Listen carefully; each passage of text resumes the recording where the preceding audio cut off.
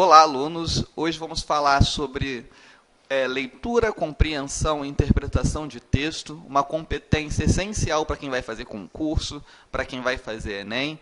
A compreensão e a interpretação de texto é a base de praticamente qualquer matéria dentro da língua portuguesa. É preciso que você compreenda enunciados, interprete enunciados, mesmo quando a base da questão não é um texto. Então, é essencial que você consiga entender os mecanismos de coesão, os mecanismos de coerência, como que os articuladores linguísticos vão funcionar para dar a conexão entre as ideias dentro do texto, a conexão que vai pedir que você busque o seu conhecimento de mundo, enfim. Hoje a gente vai trabalhar um pouquinho essa questão para tentar melhorar a percepção que nós temos sobre o texto, tá? Irmos além do que está somente dentro do texto e passar um pouquinho para o nosso conhecimento de mundo, para o nosso conhecimento ao redor, tudo bem? Então, nós vamos tratar então de duas coisas diferentes, da compreensão de texto e da interpretação de texto. Apesar de pensarmos muitas vezes que são coisas idênticas, não são, tudo bem? Então, vamos começar aqui a nossa aula.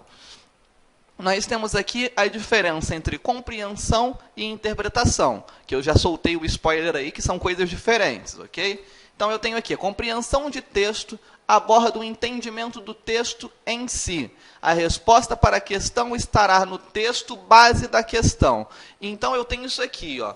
Quando eu falo de compreensão de texto, eu estou falando do texto base da minha questão. Então, eu tenho um fragmento de um determinado texto, ou tenho o texto completo, e a minha resposta vai estar diretamente naquele fragmento, tudo bem? Basta ler, entender para responder a questão. Eu não preciso fazer inferências sobre aquele texto para conseguir responder a questão em si. Basta compreender, ok? Quando isso acontece, eu tenho o início da minha questão de maneira singular. Geralmente aparece assim, ó, de acordo com o texto, no texto tal, de acordo com o autor, o texto informa que. Esses enunciados são clássicos quando a gente está pensando no quesito da compreensão. Então, o que vai ser a compreensão? Resumindo, eu tenho meu texto e eu vou extrair informações que estão diretamente expressas nesse texto. Eu vou conseguir pegar lá o que o texto informa, vou conseguir lá a informação que o autor passou, ou aquele clássico, o que o autor quis dizer, apesar de eu não ter certeza sobre o que o autor quis dizer, mas o que o texto permite descobrir do que o autor disse, no de acordo com o texto. Ou seja, a minha resposta vai estar diretamente dentro do texto. Eu não vou precisar fazer inferências com outros conhecimentos pré-construídos para conseguir responder a minha questão, ok? Em contraponto à compreensão de texto, em contraponto, mas completando a compreensão, eu tenho a interpretação de texto. A interpretação de texto é um degrau acima, tudo bem? Na compreensão de texto, eu olho os articuladores linguísticos, entendo a mensagem e respondo a minha questão. Na interpretação de texto, eu dou mais um passo nesse meu degrau, na minha escada, subo um degrau. Lá na interpretação, além de compreender os componentes linguísticos, entender a ideia, eu vou inferir significados que não necessariamente vão estar expressos no texto, mas que eu consigo perceber através da articulação dos elementos linguísticos. Então, eu tenho conhecimento de mundo, tenho diversas informações que já estão comigo, e através dessas informações, somadas com as informações que eu tenho no texto, eu consigo deduzir algumas coisas, consigo inferir algumas respostas. Quando isso acontece, eu chamo isso de interpretação. Então, a diferença básica: compreensão de texto, estou diretamente no texto. Interpretação de texto, eu parto do texto e vou fazer inferências sobre os outros significados possíveis, desde que eu tenha um embasamento dentro do meu texto, tudo bem? Não posso inventar coisas. Se o meu texto permite interpretar alguma coisa, se ele permite fazer ligações com outros conhecimentos que eu já tenho, eu posso fazer a interpretação daquele texto daquela maneira. Se eu não tenho base, não posso fazer essa interpretação, ok? Então, o que acontece? Diz aqui na interpretação, a interpretação vai além da compreensão, como nós já dissemos. A interpretação vai ser um degrau acima da minha compreensão, tudo bem? E nesse segmento trabalhamos com a inferência, palavra essencial para quem faz interpretação. A inferência é exatamente aquele ato de inferir, de olhar a mensagem A e conseguir decifrar a mensagem B, com base nos seus conhecimentos pré-adquiridos, com base em tudo aquilo que você carrega consigo, você vai conseguir supor significados que não estão necessariamente expressos no texto, mas que ele permite que você alcance, tudo bem? Isso é fazer inferência. Continua o seguinte: o conhecimento é inferido a partir do texto, é suposto a partir do texto. Então, eu vou trabalhar com a suposição, tudo bem? Essa suposição não é o achismo. Achismo não entra na interpretação de texto. A suposição vai ser o seguinte: é como se fosse um trabalho investigativo. Eu tenho diversas provas, diversos elementos que me permitem acreditar que aquela resposta é possível, aquela resposta é correta, tudo bem? Então, imagine o seguinte: da mesma forma que o investigador ele vai juntando as provas dentro de um determinado caso para alcançar quem é o vilão da obra, quem é o assassino, enfim, dentro da minha interpretação de texto, eu vou começar a procurar segmentos linguísticos, segmentos de mensagens, para conseguir identificar quais são os possíveis significados que eu posso tirar dali. Tudo bem? Quando eu tenho uma questão de interpretação de texto, geralmente, mas não somente, os enunciados começam da seguinte maneira: infere-se que. Esse infere-se aí, você já sabe de cara que vai ser interpretação, tudo bem? Vou ter que sair do texto para conseguir alcançar todos os significados. Outro que aparece bastante: o texto permite deduzir. Por quê? A dedução vai ter uma semelhança com a questão da suposição. Eu não tenho expressamente dito dentro do meu texto, dentro do meu segmento linguístico, mas os elementos que o compõem permitem que eu consiga alcançar diversos significados, tudo bem? Outro que aparece de vez em quando: é possível subentender-se que e conclui-se que. Então, eu tenho o seguinte: quando eu vou fazer uma conclusão, eu tenho um texto com diversos argumentos, com diversos elementos, e eu vou tirar as conclusões a partir desse texto. A conclusão ela não vai estar expressa lá naquele texto, tudo bem? Eu vou juntar aquelas ideias do texto, vou juntar os meus conhecimentos de mundo. Então, continuando o raciocínio sobre a diferença entre a compreensão e a interpretação de texto. Trouxe aqui um exemplo. Tenho aqui: apesar da bela tarde, a moça estava cabisbaixa. Oração simples, só para que a gente consiga ter uma ideia do que é a interpretação e do que é a compreensão. Tudo bem? Então, eu tenho aqui na compreensão: a tarde estava bonita. Por que eu consigo compreender isso a partir do texto? Porque está expresso na minha oração, tá? Então, eu tenho aqui, bela tarde. Então, eu consigo afirmar que a tarde era bonita, tudo bem? O outro elemento que eu consigo afirmar com base no meu texto, que eu consigo compreender com base no meu texto, a única outra informação que eu posso retirar daí é que a moça estava cabisbaixa. Então, eu tenho duas informações que eu posso compreender do meu texto, tudo bem? São as únicas informações que estão expressas dentro da minha oração.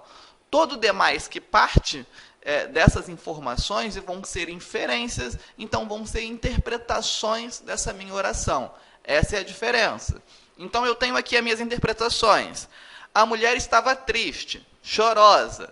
Em nenhum momento dentro da minha oração eu digo que essa mulher, que essa moça, estava chorosa. Só que quando eu coloco aqui o cabisbaixa, o meu conhecimento de mundo diz o seguinte: que pessoas que andam cabisbaixas, em geral, estão tristes. Então, eu consigo inferir a partir da minha oração que eu tenho uma mulher que está chorosa, uma mulher que está triste. Então, isso vai ser a minha interpretação em cima dessa oração, tudo bem? Posso fazer outras interpretações. Eu tenho o seguinte: algo ruim aconteceu para a mulher. Tenho qualquer informação no texto que confirme isso? Não, mas eu tenho indícios de que isso possa ter acontecido, tudo bem? Eu estou fazendo uma inferência de a mulher estava cabisbaixa. Quem está cabisbaixo, em geral, está triste. E se ela estava triste, provavelmente aconteceu alguma coisa ruim com ela. Então, novamente, isso aqui vai ser uma interpretação, tudo bem? Inferência que eu faço a partir do meu texto. E por último, eu tenho ali, ó, em tardes belas, espera-se que as pessoas estejam felizes. Por que eu consigo fazer essa inferência? Por que eu consigo interpretar isso? Por causa desse articulador linguístico aqui, ó. Apesar da bela tarde. Então, aquele apesar da bela tarde, eu consigo tirar daquela informação o seguinte: quando a tarde é bela, aquele apesar ali indica o seguinte: espera-se que a pessoa também tenha uma atitude positiva, assim como a tarde que estava bela, ok? Então, a minha inferência a partir deste articulador linguístico aqui é a seguinte: em tardes belas, espera-se que as pessoas estejam felizes. Aparentemente simples. Em textos mais complexos, eu vou conseguir fazer mais inferências e fica um pouquinho mais complicado, tudo bem? Então, a teoria é essa. Posso buscar duas coisas dentro do meu texto. Posso buscar a compreensão do mesmo, posso buscar a compreensão desse texto, dele, e posso buscar a interpretação do meu texto. Então, eu tenho o seguinte: compreensão. Tenho apenas a busca de elementos linguísticos, de informações que estão dentro do meu texto, ok? Quando eu falo em interpretação, eu tenho os elementos que estão dentro do texto e vou usá-los para fazer inferências. Então, eu vou pegar os meus elementos e vou supor algo. Eu vou ter uma intuição em relação àqueles elementos, com base neles, algo que eu posso afirmar a partir do texto. Não invento nada, mas eu suponho a partir do que já apareceu para mim, ok? Então, continuando. Já que tivemos a teoria, vamos passar para a prática, tudo bem? Vamos começar a entender, então, na prática, como que funciona essa compreensão e como que funciona essa interpretação de texto. Todas as questões que vão aparecer são questões ou de concursos ou de Enem, ou do Enem. Então, questões que podem aparecer parecidas nas provas que vocês irão fazer. Detalhe interessante e importante relembrar: a questão da leitura do texto. O texto tem que ser lido obrigatoriamente com calma. E, se preciso, tem que se fazer mais de uma leitura. Senão, eu não consigo compreender todos os elementos e não consigo inferir elementos que eu vou ter a partir dessa compreensão. Tudo bem? Então, começando aqui. Esse texto vai aparecer lá na FUNRIO e, a partir dele, eu vou fazer algumas questões. Tudo bem? O texto chama A Palavra, do Rubem Braga. Diz o seguinte: tanto tenho falado, tanto tenho escrito, como não imaginar que, sem querer, feri alguém? Às vezes sinto, numa pessoa que acabo de conhecer, uma hostilidade surda ou uma reticência de mágoas. Imprudente ofício é este, de viver em voz alta. Às vezes, também a gente tem o consolo de saber que alguma coisa que se disse, por acaso, ajudou alguém a se reconciliar consigo mesmo ou com a sua vida de cada dia, a sonhar um pouco, a sentir uma vontade de fazer alguma coisa boa. Agora, sei que outro dia eu disse uma palavra que fez bem a alguém. Nunca saberei que palavra foi. Deve ter sido alguma frase espontânea e distraída que eu disse com a naturalidade, porque senti no momento e depois esqueci. E ele continua: tem uma amiga que certa vez ganhou um canário, e o canário não cantava.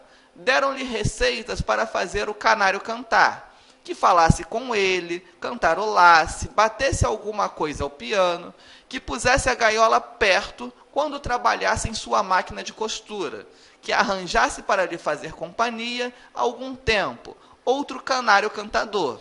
Até mesmo que ligasse o rádio um pouco mais alto durante uma transmissão de um jogo de futebol. Mas o canário não cantava. Um dia, a minha amiga estava sozinha em casa, distraída, e assobiou uma pequena frase melódica de Beethoven. E o canário começou a cantar alegremente. Haveria alguma secreta ligação entre a alma do velho artista morto e o pequeno pássaro cor de ouro?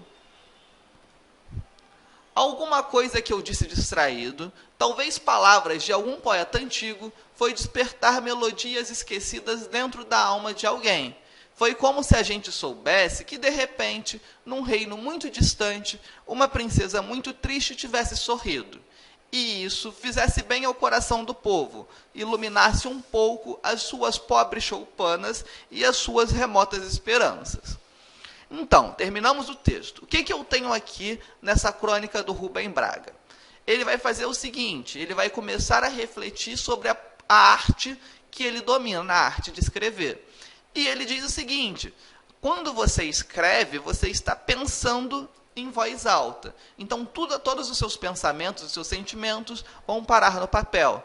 E ele intui que essas palavras que ele joga no papel, esses pensamentos, esses textos, podem, mesmo não sendo a sua intenção, ter ferido alguém. E ele diz até que percebe em algumas pessoas que ele conhece essa mágoa surda, algo que aparentemente é injustificado, mas que a justificativa pode ter nascido lá daquele texto original, que ele fez, mas não tinha intenção de magoar e acabou magoando. Ao mesmo tempo, ele diz o seguinte, usando ali a metáfora do canário, que ele pode ter escrito também algo distraidamente, que ele pode ter mencionado algo no seu texto, ter feito uma citação, uma paráfrase, e esse algo tocou o coração do interlocutor, tocou a alma e fez essa pessoa ser um pouco mais feliz. Então, que a arte de escrever, a arte de compor textos, vai ter o seu pró e vai ter o seu contra. O pró vai ser o tocar o coração das pessoas, o âmago das pessoas, para que elas comecem assim a ter uma vida melhor. E o contra, algum texto, algo que você diz, que ele disse sem querer, pode ter magoado alguém. Ok? Essa é a essência principal desse meu texto. Vamos ver o que as questões vão pedir sobre ele. Eu tenho a seguinte, questão 1 aqui. Sobre a crônica A Palavra, de Rubem Braga, pode-se afirmar que... Então, eu tenho o seguinte, as seguintes opções. A amiga sabia que havia uma ligação entre o canário e Beethoven. A amiga sabia que um dia o canário iria cantar e ficou esperando. O canário só cantou porque a amiga sabia que ele gostava de Beethoven. A amiga nada tentou para que o canário cantasse. E a amiga fez mais de uma tentativa para que o canário cantasse. Então, ele está querendo informações sobre o trecho do canário, sobre a metáfora do canário. Vou voltar no trecho do canário para que a gente consiga entender. Ele diz o seguinte, sobre o trecho do canário. Tem uma amiga que certa vez ganhou um canário, e o canário não cantava. Então, o não cantar do canário é o que vai motivar essa metáfora, essa citação do fato. Deram-lhe receitas para fazer o canário cantar. Que falasse com ele, cantarolasse, batesse alguma coisa ao piano, que pusesse a gaiola perto quando trabalhasse em sua máquina de costura, que arranjasse para lhe fazer companhia há algum tempo outro canário cantador, até mesmo que ligasse o rádio um pouco alto durante uma transmissão do jogo de futebol. Mas o canário não cantava. Então, eu já tenho a primeira informação aqui. Ó. Esse, mas o canário não cantava, permite eu perceber o seguinte... que deram diversas dicas para essa personagem. Essa personagem tentou fazer isso e, apesar das tentativas, não surtiu efeito. Ela colocou ele para escutar um jogo de futebol, o canário ficou perto enquanto ela trabalhava a máquina de costura e não aconteceu nada. O canário não cantava. Então, as tentativas apareceram. Só não apareceu o resultado esperado, ok? Continuando. Tem aqui, ó, Um dia, a minha amiga estava cantando em casa, distraída. Isso aqui é importante. Esse distraída mostra o seguinte: ela não tinha intenção do que iria acontecer, tudo bem? E assobiou uma pequena frase melódica de Beethoven. E o canário começou a cantar alegremente. Então, eu tenho uma ligação entre o canto alegre do pássaro e o Beethoven, tudo bem? Só que percebam o seguinte: essa ligação foi descoberta ao acaso. A personagem não sabia que havia essa ligação, porém, ao cantar, ao ter esse assobio melódico sobre a música do Beethoven, o pássaro começou a cantar também. E ele diz o seguinte: haveria alguma secreta ligação entre a alma do velho artista morto e o pequeno pássaro cor de ouro? Então, nem mesmo o próprio produtor do texto, o Rubem Braga, vai ter certeza sobre essa ligação, se é uma ligação direta. A única informação que eu tenho, a única ligação que eu tenho teve um canto alegre depois da melodia do Beethoven. Existe alguma ligação de uma questão mais profunda entre a alma do velho poeta morto e o pequeno pássaro? Não sei, mas alguma coisa aconteceu naquele momento que o pássaro começou a cantar. Tudo bem? Então, essas são as informações que eu tenho. Então, vamos voltar para as minhas opções. A opção A diz o seguinte: a amiga sabia que havia uma ligação entre o canário e o Beethoven? Não sabia, tanto que ela cantava distraidamente quando aconteceu o fato, tá ok? Então, essa aqui, vamos esquecer, não pode. A B, a amiga sabia que um dia o canário iria cantar e ficou esperando. Também não é a resposta. Por que não é a resposta? Primeiro, ela não sabia que o pássaro iria cantar. Até porque ela fez várias tentativas e o canário não cantou, tudo bem? E ela não ficou esperando, ela fez várias tentativas até lá. Ela não simplesmente sentou e esperou o canário cantar. Ela foi tentando diversas coisas, foram introduzindo diversos elementos musicais para que o canário tentasse começar a produzir esse canto, tá? Então, a B também não pode. Não consigo perceber essa informação dentro do meu texto. Eu tenho a C ali. O canário só cantou porque a amiga sabia que ele gostava de Beethoven. Novamente, ela cantou a melodia do Beethoven distraidamente. Ela não tinha noção de qualquer ligação entre o Beethoven e o canário, ok? Então, também não pode ser essa. A gente já percebeu isso dentro do texto. Eu tenho a D. A amiga nada tentou para que o canário cantasse? De forma alguma. Por que não pode? O que me permite perceber que ela tentou é aquela oração, mas o canário não cantava. Ou seja, se os amigos deram diversas dicas para que ela fizesse e o canário passaria a cantar dessa maneira, e no final do trecho eu digo, mas o canário não cantava, significa o seguinte: ela fez essas tentativas e não surtiram efeitos, tá? Então também não pode ser a D. Então me resta vamos dar uma olhada na E. Diz o seguinte: a amiga fez mais de uma tentativa para que o canário cantasse? Sim, ela fez mais de uma tentativa. O texto permite perceber o seguinte: deram várias dicas, ela colocou as dicas em prática e o canário não cantava. Então, a única resposta possível, A é. Tudo bem? Essa, bem tranquila, não tem muita dificuldade. Continuando, então, para que a gente continue percebendo os elementos dentro desse texto. Eu tenho o seguinte: com base na leitura da crônica palavra, pode-se afirmar que... Eu tenho o seguinte, então, minhas opções... As palavras podem ferir ou ajudar as pessoas. As palavras do cronista não ferem ninguém. A distração é uma marca do cronista. O cronista pensava em cada palavra que poderia atingir o outro. A crônica trata de um pássaro que voltou a cantar. Antes de voltar ao texto para perceber essas informações, um elemento aí eu já posso tirar. Em nenhum momento a crônica é sobre o pássaro que voltou a cantar. O pássaro que voltou a cantar é apenas uma citação dentro do meu texto, uma metáfora que o autor traz para ele conseguir falar sobre a questão do bem e do mal que é produzido a partir da escrita, tudo bem? Então vamos voltar lá no meu texto para conseguir perceber essa resposta. Ele diz o seguinte, lá no começo: tanto tenho falado, tanto tenho escrito, como não imaginar que, sem querer, feri alguém? Às vezes sinto numa pessoa que acabo de conhecer uma hostilidade surta, ou uma reticência de mágoas. Imprudente ofício é este de viver em voz alta. Às vezes, também a gente tem o consolo de saber que alguma coisa que se disse por acaso ajudou alguém a se reconciliar consigo mesmo ou com sua vida de cada dia, a sonhar um pouco, a sentir uma vontade de fazer alguma coisa boa.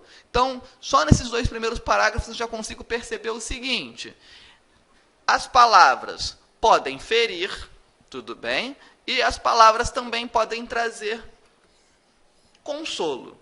Então, a minha resposta, a primeira inferência que eu faço é a seguinte: as palavras do poeta, do cronista, do Rubem Braga, podem tanto ferir, quanto podem trazer algo de bom. Continuando meu texto. Agora sei que outro dia disse uma palavra que fez bem a alguém. Então, ele vai continuar ali e vai entrar na metáfora do canário. Mas um detalhe aqui importante. Quando ele diz o seguinte, de saber que alguma coisa que se disse por acaso ajudou a alguém. Esse por acaso ali vai ser muito importante. Isso significa o seguinte: depois de muito escrever textos, aí sim o escritor, o Rubem Braga, começou a refletir sobre ter magoado ou ter ajudado alguém. A reflexão não era feita no momento da escrita. Tudo bem? Então, passamos aqui da parte do canário, vamos para o final. Alguma coisa que eu disse distraído, novamente, ele não pensou nas palavras antes. Foco no distraído. Talvez palavras de algum poeta antigo foi despertar melodias esquecidas dentro da alma de alguém. E aí ele continua com as metáforas dele, tudo bem? Então, na hora de escrever, ele não tem a intenção de ajudar ou a intenção de ferir, mas isso são efeitos que a sua escrita podem causar, tudo bem? Então eu tenho o seguinte, vamos lá para a minha questão. As palavras podem ferir ou ajudar as pessoas? Sim, as palavras podem ferir ou ajudar as pessoas. Vou guardar essa questão então. A B, as palavras do cronista não ferem ninguém. Ao contrário, ele diz o seguinte, que em alguns momentos ele percebia uma mágoa em determinadas pessoas. Então, sim, as palavras podem ferir alguém, sim. Principalmente as palavras dele. Então, essa aqui não tem como.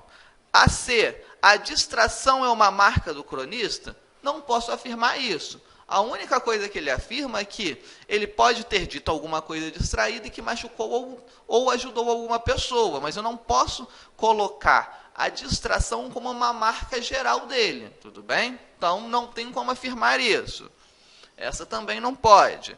E tem a D. O cronista pensava em cada palavra que poderia atingir o outro? Não. Como já foi mencionado anteriormente, ele escreveu diversos textos e depois ele começou a refletir sobre a possibilidade de algo que ele disse ter ferido ou não alguém. Tudo bem? Então, a única resposta possível, A, não é muito difícil. Estou em dúvida qual é a resposta? Basta voltar no texto, como nós fizemos, para começar a perceber, começar a buscar os elementos linguísticos que consigam me dar informações para que eu faça a compreensão e para que eu tenha uma interpretação desse meu texto. Certo? Questão 3 diz o seguinte: muitas vezes a alteração da ordem das palavras e expressões em um texto compromete seu sentido. Em qual das alternativas abaixo a mudança de palavras ou expressões sublinhadas promove a modificação do sentido do texto destacado?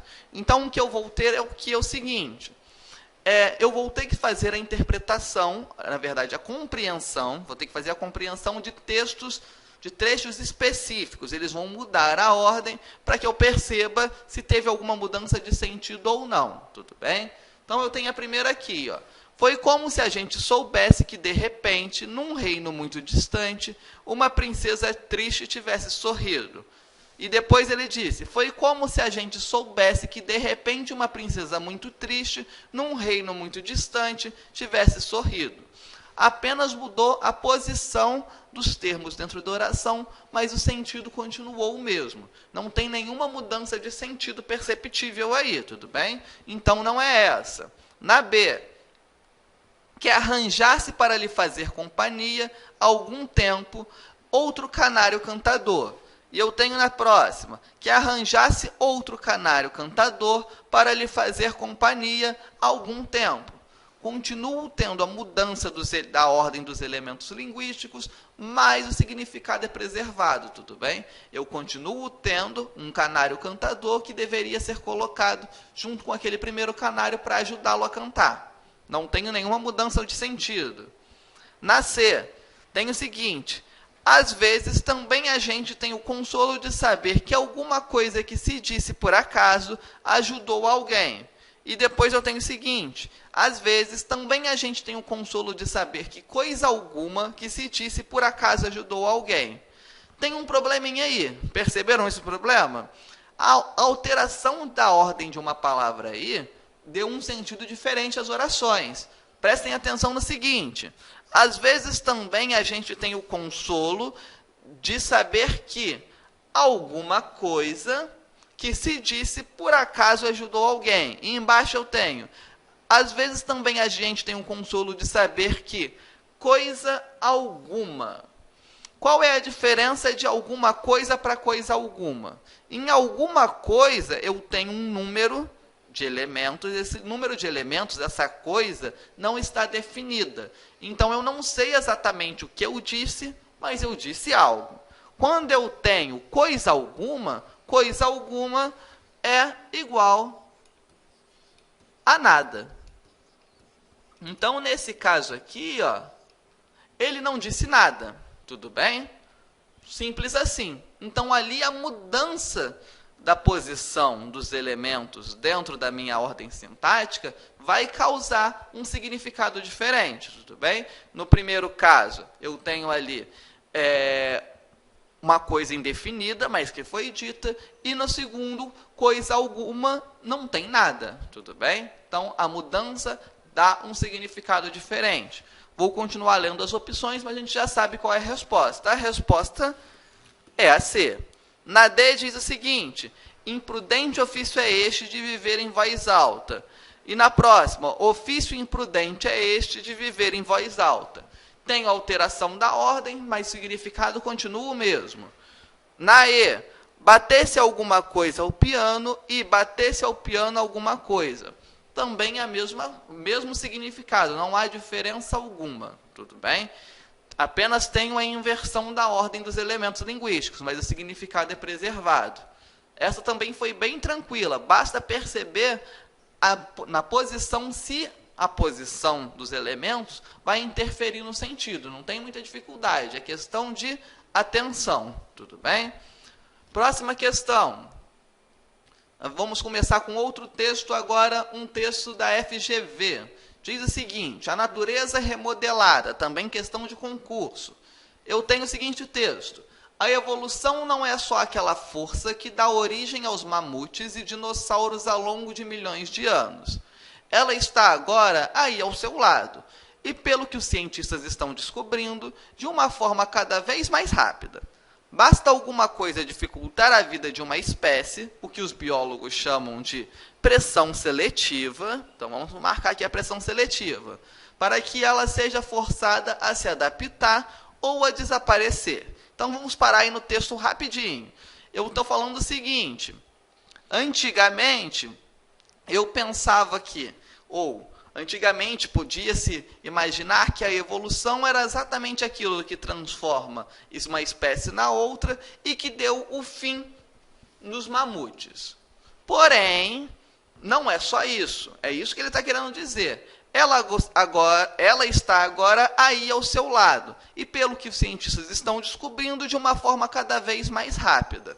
Ou seja, havia a concepção de que a evolução era algo lento, gradual e que levava milhões de anos, e agora se tem a concepção de que essa evolução pode acontecer de uma maneira mais rápida. Tudo bem? Então, essas são as informações que eu já consegui pegar dentro do meu texto. E ele diz o seguinte: essa evolução mais rápida, acontece por causa de algo que eu chamo aqui de pressão seletiva, que nada mais é do que a dificuldade sobre a vida de uma determinada espécie. Então, acontece a pressão seletiva, essa espécie vai ser forçada a se adaptar. Tudo bem? Então, esses foram os elementos que eu já consegui retirar desse meu texto. Continuando. Nas últimas 2 décadas, ou seja, algo bem recente, se formos pensar no sentido de evolução, tá? Que a gente imagina algo para que vai levar milhões de anos, os cientistas descobriram que essas mudanças nem sempre se dão de forma lenta e gradual. Muito frequente, elas acontecem em 10 e 20 ou 20 anos. Então, nas últimas 2 décadas de pesquisas, eu tenho o seguinte: a percepção de que muitas evoluções, talvez pequenas evoluções, acontecem num período curto, como 10 e 20 anos. E eu vou ter uma pressão seletiva, e essa pressão seletiva vai causar essa pequena ou essa grande evolução. A gente ainda vai perceber como isso acontece. Ok? Então, o texto continua o seguinte: hoje, a atividade humana tem gerado pressões seletivas em várias espécies, e sem querer, estimulando os seres vivos a se adaptar a nós. Ou seja, nesse trecho eu tenho o seguinte: o ser humano como produtor dessa pressão seletiva, tudo bem? Nós forçamos espécies a se adaptarem. E ele continua o seguinte: é importante perceber que o que estamos descrevendo são mudanças quantitativas nos organismos, como alterações de tamanho, na força e na idade de maturidade, diz o biólogo David, da Universidade da Califórnia. Para ele, essas pequenas alterações são um primeiro passo para as grandes mudanças evolutivas, como o desenvolvimento das asas nas aves. Então, o que ele está dizendo é o seguinte: eu tenho evoluções, sim, num período aí de 10, de 20 anos. Ok? Só que essa evolução que eu tenho aí num período de 10 e 20 anos, são evoluções mais simples. Não são evoluções, por exemplo, um animal não tinha asas, mas daqui a 10 anos ele vai ter asas. Não é assim que funciona. Mas evolução na questão da maturidade, do tamanho, de como aquele animal vai se portar, isso pode mudar num período curto de tempo. Ok? Então ele continua o seguinte: não sei quais serão os resultados de tudo isso, mas acho que serão muito maiores do que o esperado, afirma o botânico Donald Waller, da Universidade de Madison, nos Estados Unidos. Assim como o ser humano adaptou cavalos e cachorros ao seu modo de vida, é possível que, sem querer, domestique a grande parte da natureza. E acabou o meu texto. Então, eu tenho o seguinte: o texto vai falar sobre uma pressão seletiva que muitas vezes é feita pelos próprios seres humanos, e essa pressão seletiva vai gerar pequenas evoluções, pequenas mudanças em determinados seres. Exemplo disso, os cachorros e os cavalos, tudo bem? E essa pressão seletiva vai mudar a ideia que nós tínhamos anteriormente de a evolução levar milhares de anos, milhões de anos, bilhões de anos. Hoje eu consigo perceber a evolução como uma prática de 10 dias, 15 dias. Que 10 dias não, 10 anos, 15 anos, tudo bem? Então vamos para a minha questão aqui. Questão 1. Ao dizer a evolução não é só aquela força que dá origem aos mamutes e dinossauros, o autor do texto faz supor que o que é afirmado contém um erro? Não. Tudo bem?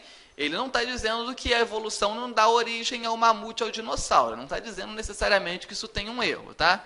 Então esquece aqui. Tenho ali.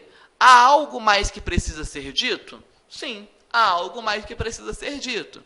não são só os mamutes, os dinossauros a asa das aves que vão aparecer com evolução. Há outras evoluções, outras pequenas mudanças. Então, algo a mais precisa ser dito. Vou guardar essa aqui.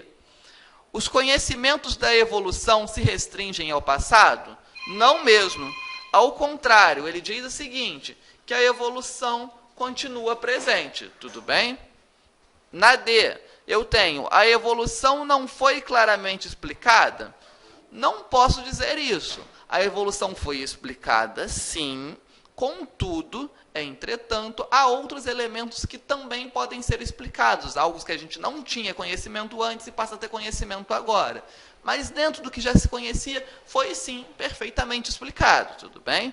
Então, também não posso pensar nessa aqui. E na E, os estudos de evolução ficaram ultrapassados? Ao contrário, ele diz que a evolução está acontecendo agora. Se está acontecendo agora, hoje, nessa década, nesse século, não posso dizer que está ultrapassado, tudo bem? O que eu posso afirmar é o seguinte, que quando ele diz aqui, ó,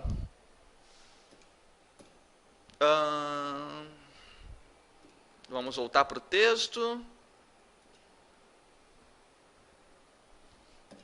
Quando ele diz aqui, a evolução não é só aquela força que dá origem aos mamutes e dinossauros ao longo de milhões de anos, ele está demonstrando o seguinte, ok, ela dá a origem aos dinossauros e aos mamutes, tranquilamente, mas também acontecem outras coisas, precisamos falar sobre outros elementos, e é isso que nós vamos fazer, tudo bem? Então, outras coisas precisam ser ditas. Então, a minha resposta correta vai ser a B, ok? Sem muita dificuldade. Tem a questão 2, ainda sobre esse texto. Tem o seguinte, segundo o texto, desaparecem as espécies que têm sua vida dificultada pela pressão seletiva, se adaptam de modo forçado, passam a adequar-se ao ser humano, não conseguiram adaptar-se, sofrem mudanças de forma lenta e gradual. Vamos perceber o seguinte, ele diz o seguinte lá dentro do texto, que eu tenho uma pressão seletiva que obriga as espécies a se adaptarem ao ser humano, tudo bem? Então, quem se adapta, permanece, tranquilo? Então, eu tenho o seguinte, segundo o texto, desaparecem, ou seja, a espécie não vai existir mais. Aquelas que têm a dificuldade pela pressão seletiva? Não. A pressão seletiva vai funcionar como um modo que vai forçar a adaptação, mas essas espécies não vão aparecer apenas por causa da pressão seletiva, tudo bem? Então, não posso dizer. Na B, se adaptam de modo forçado. Bem, se elas se adaptam, elas não desaparecem. Também não tenho como afirmar isso. Vamos esquecer essa. Tem essa ali, ó, passam a adequar-se ao ser humano. Bem, se a espécie passa a se adequar ao ser humano, como aconteceu lá com os cavalos e com os cães, essa espécie não desaparece também, ok? Então, esqueça essa aqui. E tem o AD, não conseguiram adaptar-se. Sim, as espécies que vão desaparecer são as espécies que não se adaptaram. Então, vou guardar essa resposta aqui, vou olhar para E. Sofrem mudanças de forma lenta e gradual.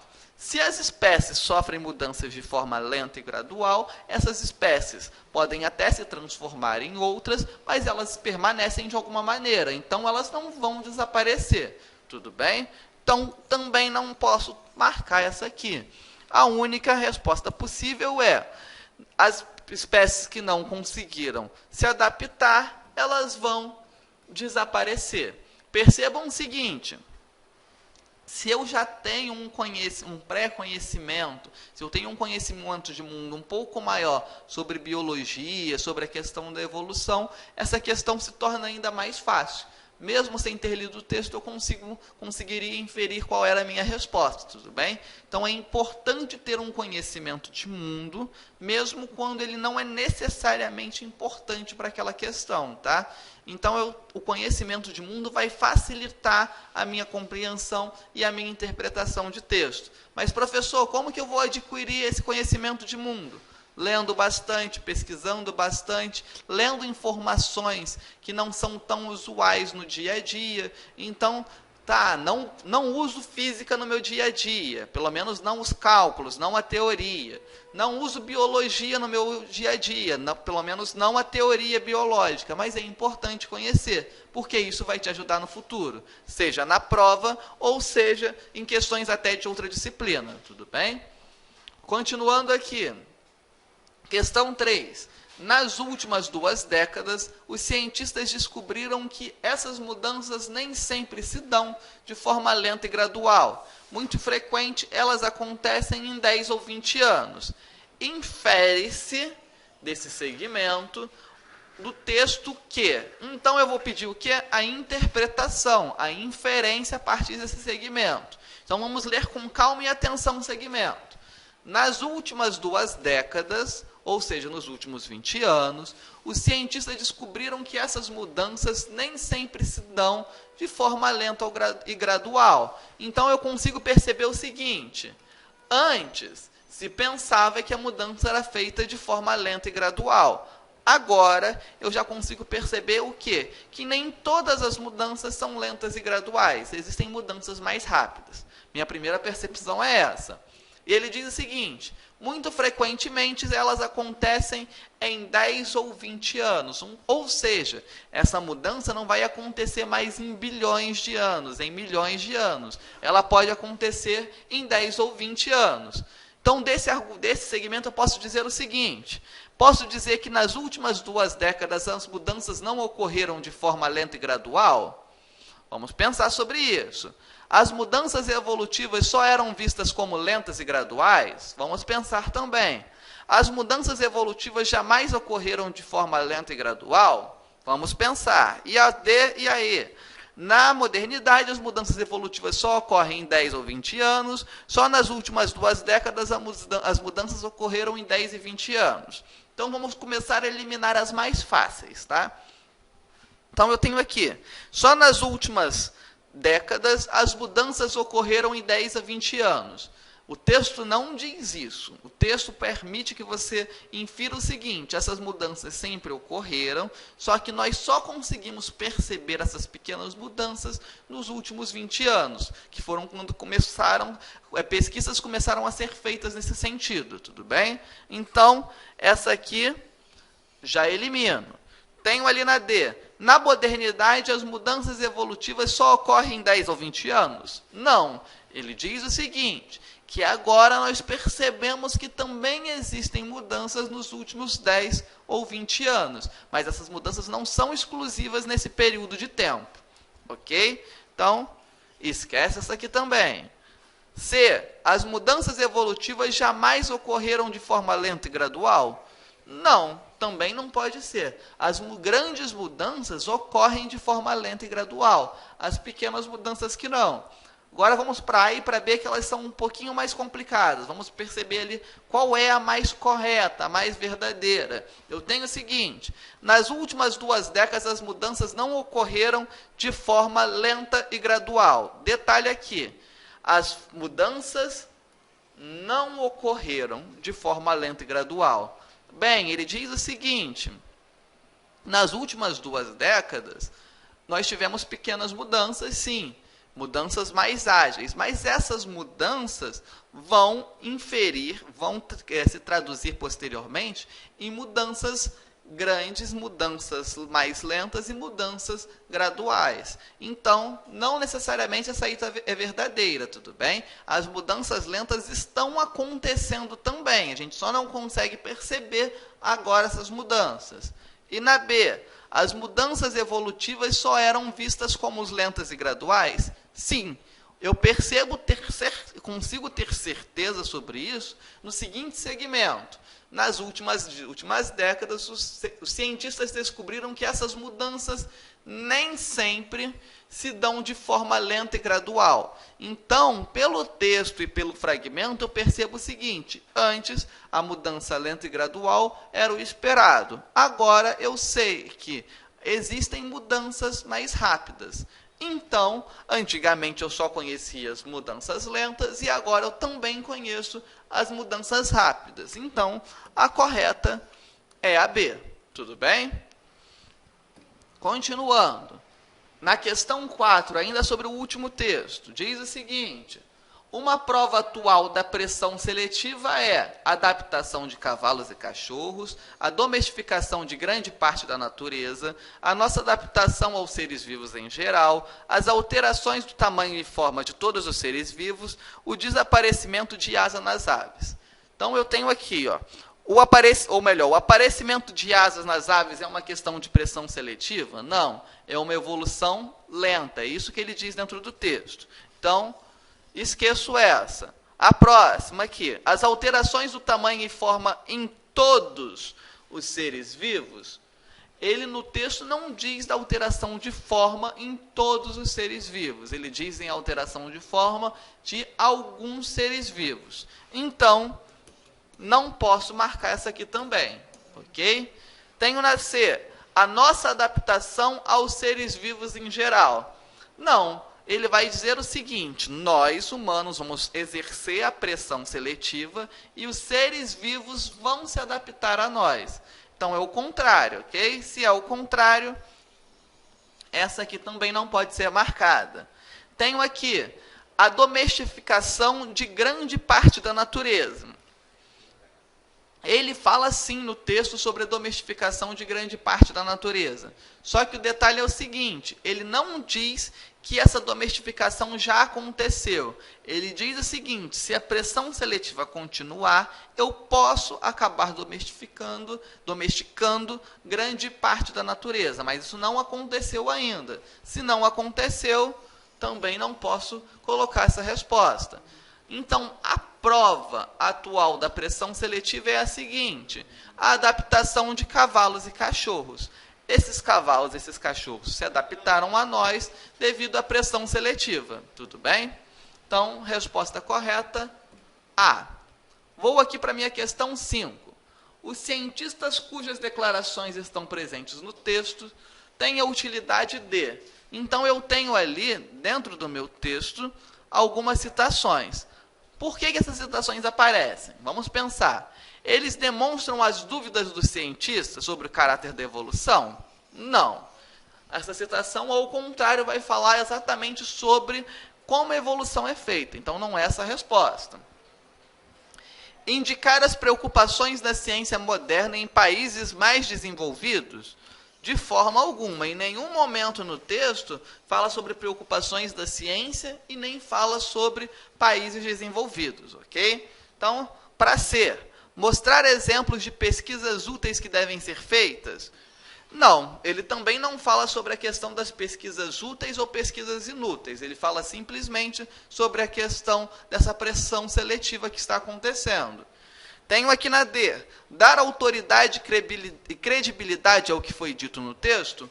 Com certeza. Toda vez que eu faço uma citação, toda vez que eu faço a menção de algo de reconhecido talento em um determinado elemento, eu vou ter essa credibilidade ao meu texto. Então, a resposta correta é a D. E a última ali, só para mostrar que está incorreta, destacar o que é mais importante na evolução das espécies.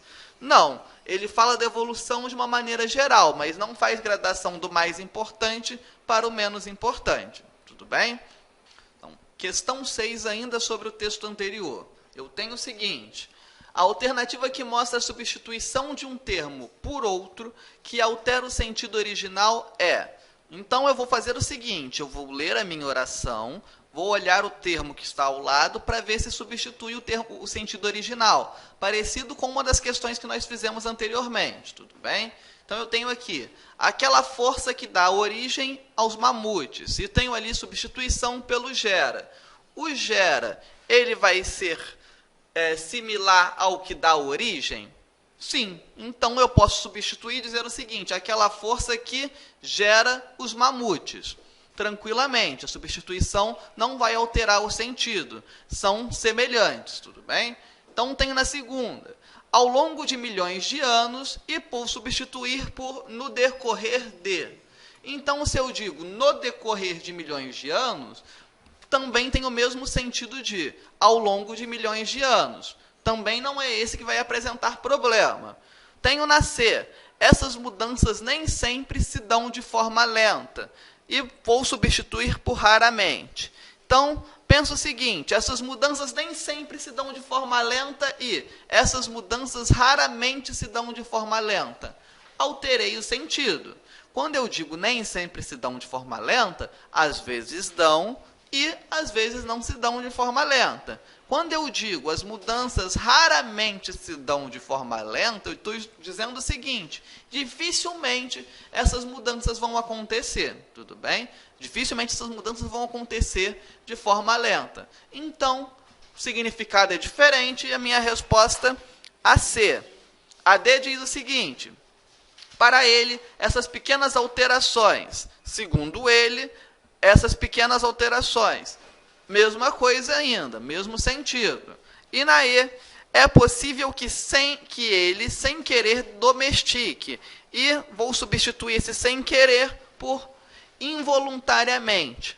Também tem o mesmo sentido. Então, na única questão que eu altero o meu sentido original, vai ser nascer. E essa vai ser a minha resposta correta. Tudo bem? Então, questão 7. A frase final do texto, é possível que ele, sem querer, domestique grande parte da natureza, vai intuir o seguinte, anuncia uma mudança inevitável no mundo futuro, alerta para os perigos de mudanças repentinas, aconselha os cientistas a investigarem com cautela, ameaça os seres humanos com os perigos do desconhecido, antevê prováveis mudanças em aspectos da natureza. Então, vamos analisar a oração. Diz o seguinte, é possível que ele, sem querer, domestique grande parte da natureza. E vou focar, então, naquele sem querer e no possível. Quando eu digo ali, no é possível, estou dizendo o seguinte, não é certo que essa domesticação aconteça, mas é provável. Existe uma possibilidade de que isso aconteça. Primeira coisa que eu digo. E na segunda, o sem querer. O humano ele não vai ter a pretensão de dominar a natureza dessa maneira, de modificar a natureza dessa maneira. Mas os seus atos podem acabar gerando essas pressões seletivas, essas pressões evolutivas que vão gerar essas mudanças, tudo bem? Então eu posso dizer que anuncia uma mudança inevitável? Não, inevitável não, porque eu digo que é possível que isso aconteça, é provável, existe uma possibilidade, mas não é algo inevitável, tudo bem? Então não é essa. A B, alerta para os perigos das mudanças repentinas? De maneira alguma, não tem nenhum alerta ali. Na C, aconselha os cientistas a investigarem com cautela? Também não. Ele não está mencionando sobre o modo investigativo ali do cientista, tudo bem? Na D, ameaça os seres humanos com os perigos desconhecidos. Também não. Ele fala que pode acontecer mudanças, mas não fala sobre perigos desconhecidos. Ao contrário, ele diz que vai acontecer uma adaptação para que a natureza se adapte melhor a nós. Então, vai ser algo mais para positivo do que para negativo, tá? Pelo menos positivo em alguns aspectos. E eu tenho aqui na E, antever prováveis mudanças em aspectos da natureza? Sim, eu tenho prováveis mudanças e essas mudanças são previstas, tudo bem? Então, a resposta correta é a resposta E. Próxima questão aqui. Questão 8. Sobre o adjetivo remodelada, presente no título dado ao texto, pode-se dizer que se refere à capacidade humana de criar novas espécies, à possibilidade de domesticar-se a natureza, ao objetivo humano de modificar a natureza, à intenção do homem de criar um mundo novo, mais pacífico, e ao projeto divino de mudar constantemente o mundo em que vivemos. Então, eu tenho o seguinte, o adjetivo remodelada. Vou voltar lá no título dado ao texto para identificar isso melhor. E ele diz o seguinte, a natureza remodelada. E depois, no final, ele diz o seguinte, que nós podemos, sem querer, domesticar a natureza. Então, vamos voltar para a minha questão 8 para identificar melhor. Então, o que o adjetivo remodelada presente no título e levando em consideração o texto pode dizer? Posso dizer sobre a capacidade humana de criar novas espécies? Não, nós não criamos novas espécies, tudo bem? Por mais que façamos uma pressão, eu posso conseguir até remodelar uma determinada espécie, gerar pequenas mudanças, mas fazer uma criação de espécies diferentes num curto período de tempo, não. Quando eu digo o seguinte, a possibilidade de domesticar-se a natureza, sim, o homem tem essa possibilidade. Vai demorar um pouco mais de tempo, mas se ele continuar agindo dessa maneira, a natureza vai acabar em seus vários aspectos sendo domesticada. É possível sim. Tenho aqui na C, ao objetivo humano de modificar a natureza, não consta no texto como um objetivo humano. E o título também não permite dizer que é um objetivo humano mudar a natureza, tudo bem? A D, a intenção do homem em criar um mundo novo. Também não tem como inferir isso do título e, levando em consideração o texto, menos ainda. Na E, ao projeto divino de mudar constantemente o mundo, de forma alguma. Em nenhum momento nós falamos sobre projeto divino, ok? Então, próxima questão. Tenho aqui a primeira questão agora do Enem. E tenho aqui, primeiro surgiu o homem nu de cabeça baixa. Deus veio num raio, então apareceram os bichos que comiam os homens, e se fez o fogo, as especiarias, a roupa, a espada e o dever. Em seguida se criou a filosofia, que explicava como não fazer o que não devia ser feito. Então surgiram os números racionais e a história, organizando os eventos sem sentidos. A fome, desde sempre, das coisas e das pessoas. Foram inventados o calmante e o estimulante, e alguém apagou a luz. E cada um se vira como pode, arrancando as cascas das feridas que alcança. Então eu tenho aqui um texto do Bonazzi, e esse texto ele vai começar a dar a visão dele sobre a evolução, tudo bem? Como as coisas foram acontecendo no decorrer dos séculos, no decorrer dos anos, como essas coisas foram mudando.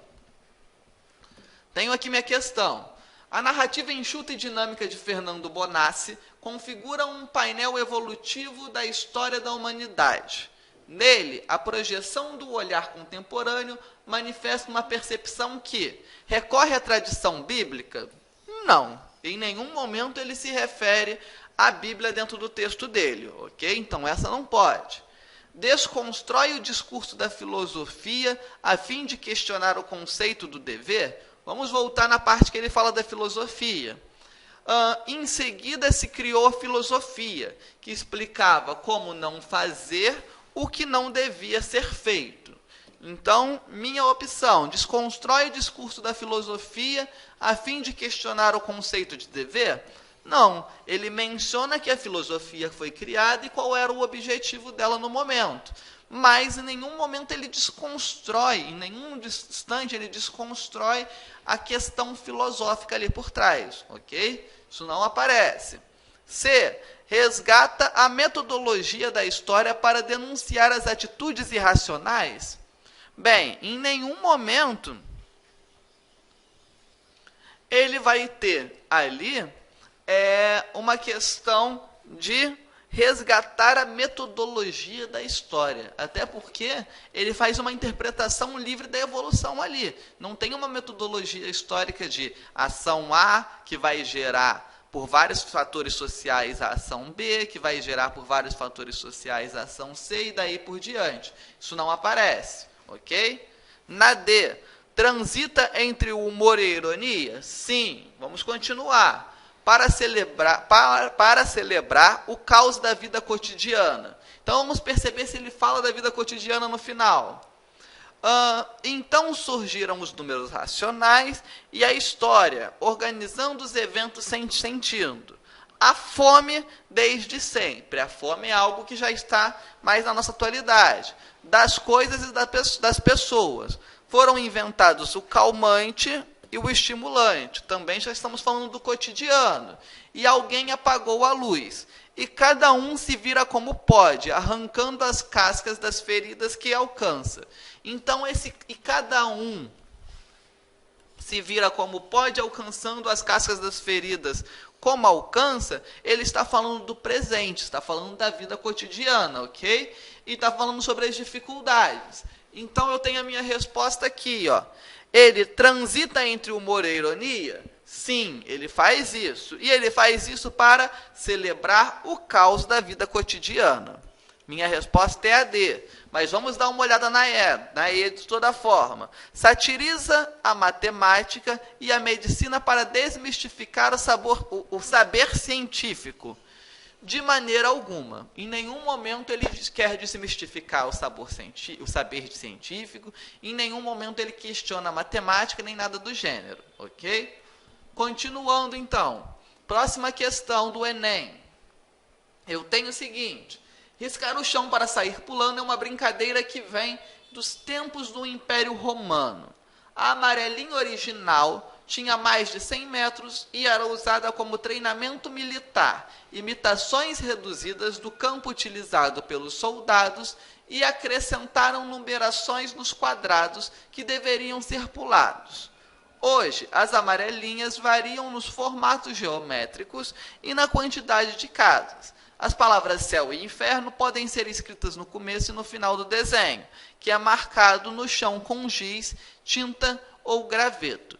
Então ele diz o seguinte: a amarelinha original era feita para treinamento militar. As crianças adaptaram esse treinamento militar para uma brincadeira. Essa brincadeira tem regras variáveis, tamanho variável, formato geométrico variável. Posso colocar o céu e o inferno no começo e no final, ou não. Enfim, existe uma variação entre as formas de brincar que se originaram lá do treinamento militar. Tudo bem? Vamos ir para as questões para ver o que o avaliador quer em relação a esse texto. Ele diz o seguinte: com base em fatos históricos, e esses fatos históricos lá, a questão do treinamento militar, o texto retrata o processo de adaptação pelo qual passou um tipo de brincadeira. Sim. Nesse sentido, conclui-se que as brincadeiras comportam o ou a caráter competitivo que se assemelha às suas origens? Não necessariamente. Não posso falar que toda brincadeira, por causa de sua origem, vai ser competitiva, ok? Não tenho como inferir isso do texto.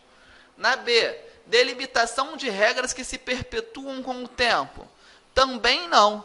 Ao contrário, meu texto vai dizer o seguinte: as regras da amarelinha foram mudando ao longo do tempo. Existe a possibilidade de eu brincar de amarelinha de diversas maneiras, com diversas regras, ok? Então, na C, definição antecipada do número de grupos e participantes. Do número de grupos participantes. Também não está falando nada sobre essa regra obrigatória lá no meu texto, ok? Então, também não é essa a minha resposta. Tenho a D. Objetivo de aperfeiçoamento físico daqueles que praticam? Também não. Nenhum momento fala isso, dá para entender, dá para inferir esse como um dos objetivos da amarelinha moderna. Tenho a E. Possibilidade de reinvenção no contexto em que é realizada.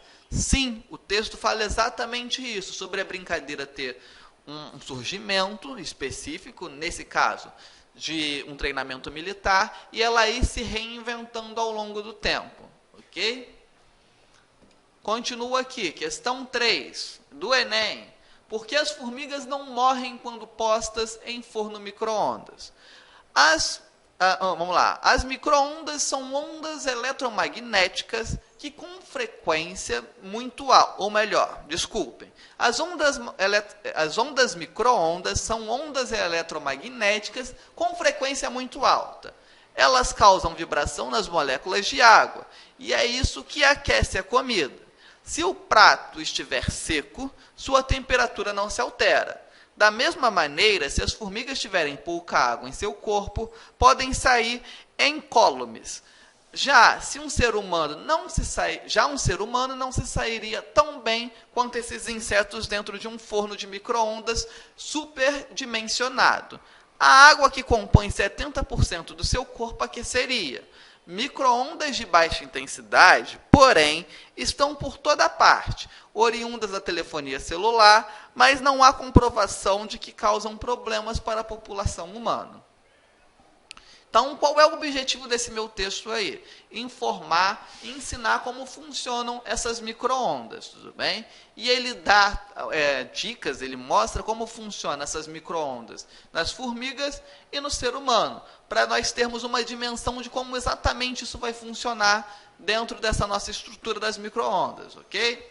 Então, vamos para as opções. Eu tenho o seguinte: os textos constroem-se com recursos linguísticos que materializam diferentes propósitos comunicativos. Então, primeira coisa que eu tenho aqui, propósitos comunicativos. Provavelmente a minha questão vai falar do objetivo do texto, do propósito do texto, algo do gênero. Ao responder a pergunta que dá título ao texto, o autor tem como objetivo principal. Vamos voltar lá no texto. Por que as formigas não morrem quando postas em fornos micro-ondas? Bem, então eu tenho uma pergunta inicial. Qual é o objetivo ao responder essa pergunta? Eu tenho aqui, defender o ponto de vista que as ondas eletromagnéticas são inofensivas? Ao contrário, ele diz que as ondas eletromagnéticas, dependendo da utilização, podem ser nocivas sim. Ele fala até na questão dos 70% da água do corpo humano, o que pode acontecer por causa disso, enfim. Tenho na B, divulgar resultados de recentes pesquisas científicas para a sociedade? Também não, a gente não tem divulgação científica ali, pelo menos não de recentes pesquisas, ok? Apresentar informação acerca das ondas eletromagnéticas e do seu uso? Sim, ele faz isso. Então, vou guardar essa questão. Tenho a D, alertar o leitor sobre o risco de usar micro-ondas em seu dia a dia?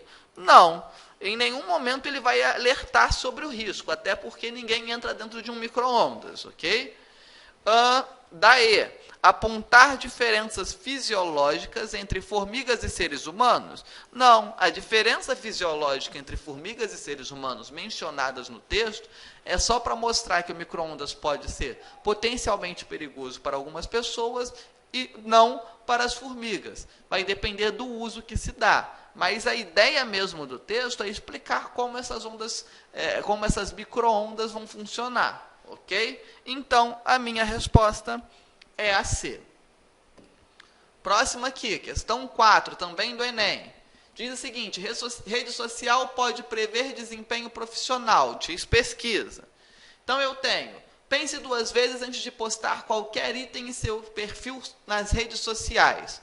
O conselho repetido à exaustão por consultores de carreira por aí acaba de ganhar um status, digamos, mais científico. Então, eu vou ter uma abordagem científica sobre o não postar qualquer coisa em rede social, ok?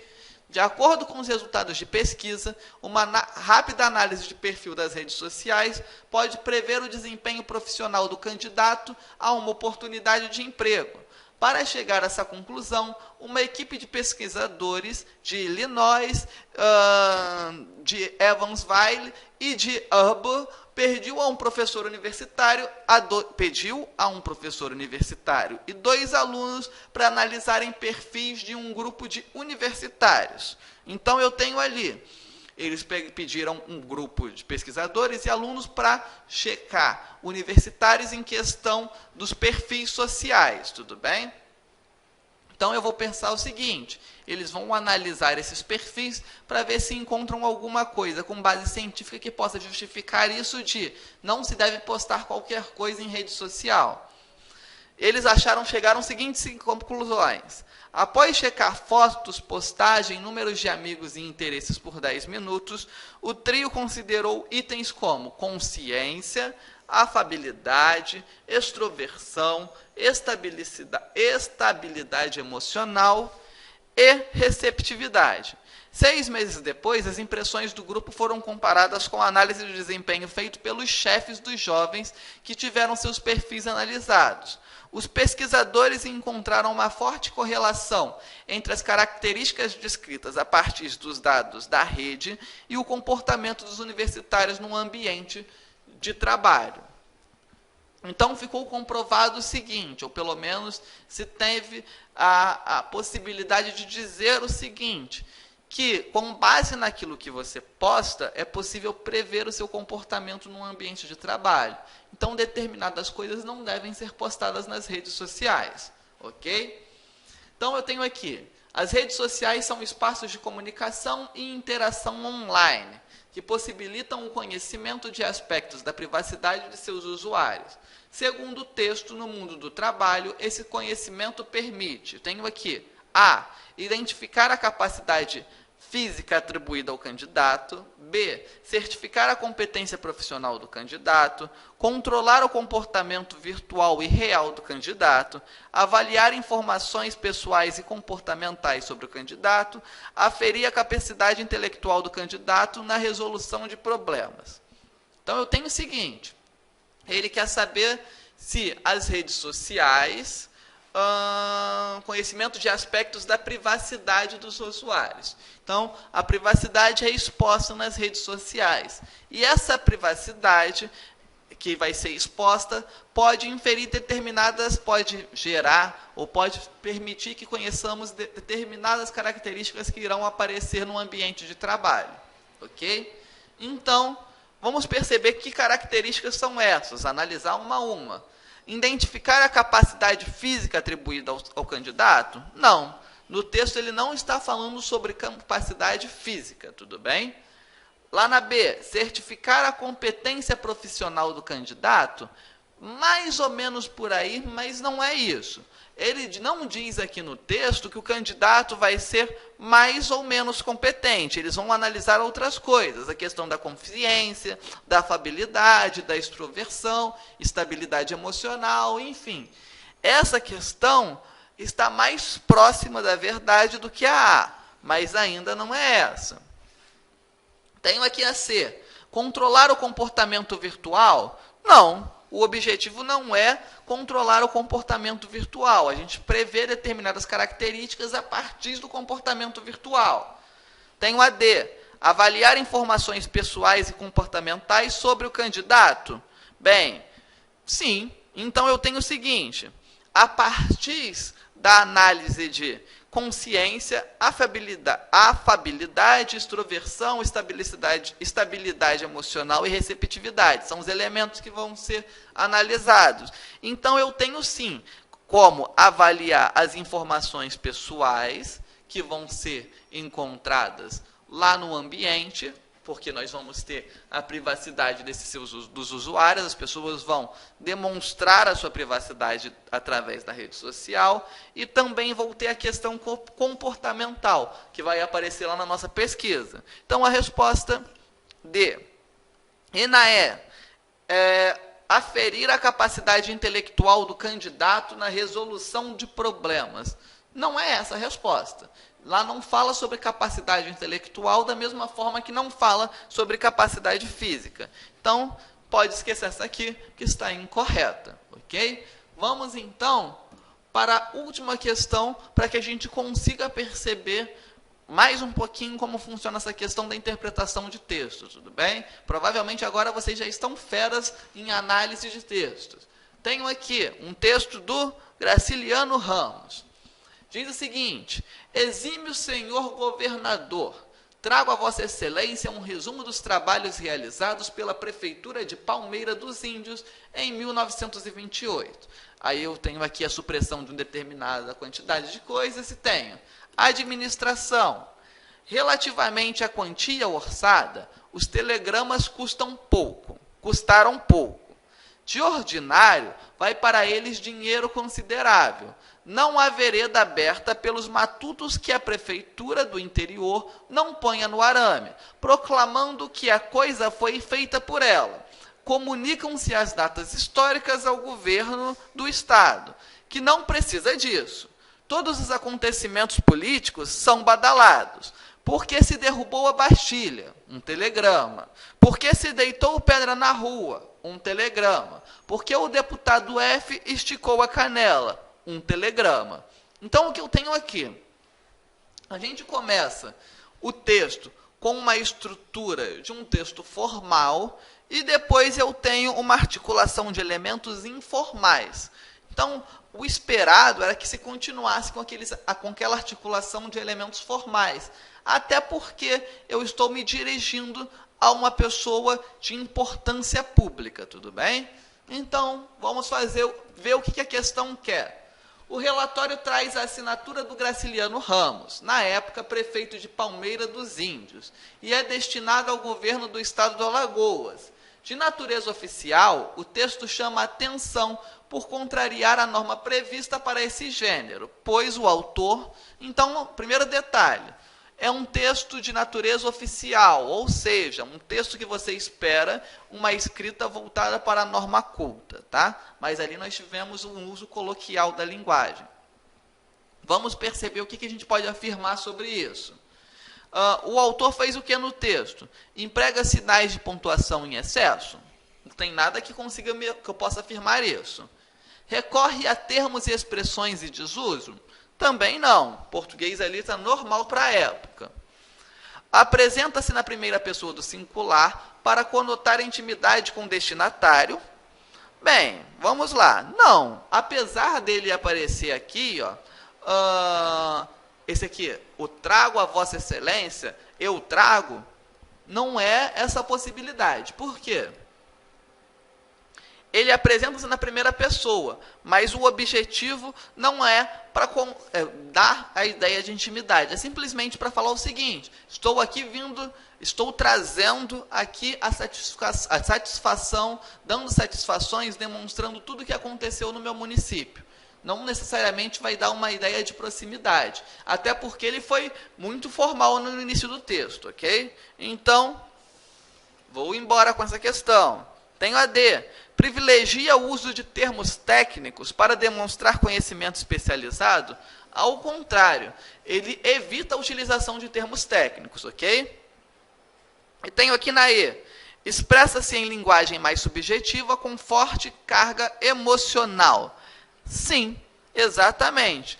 Ele vai ter uma opinião dele expressa. Qual é a opinião? A opinião de que não necessita-se de tantos telegramas.